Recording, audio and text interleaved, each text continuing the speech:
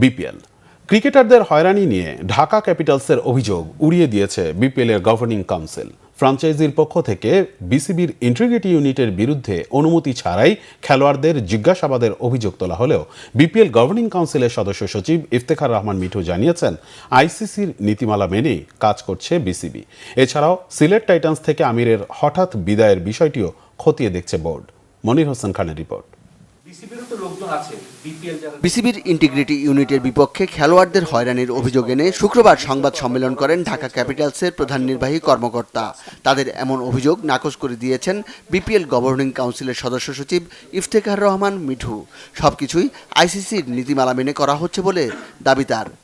Right now ওনারা anti করাপশনের যে guideline আছে এবং কোড আছে সেই সব সেটা মেনটেন করেই তারা কিন্তু যা অপারেশন করছে সেটা কিন্তু তারা ওইভাবে মেনটেন করেই চলছে।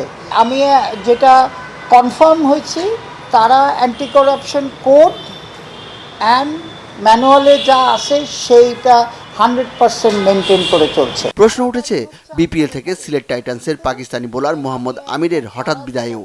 বিষয়টি খতিয়ে দেখা হচ্ছে বলে জানিয়েছেন গভর্নিং কাউন্সিলের সদস্য সচিব। সিলেট ফ্র্যাঞ্চাইজি তাদের থেকে আমি চেয়েছি তাদের ডকুমেন্ট, এবং তারা যেটা কনফার্ম করেছে আমাদের কাছে ডকুমেন্ট দিবে। তারা কিন্তু কনফার্ম করেছে যে they have paid him 75% and টিমের কম্বিনেশন অনুযায়ী তারা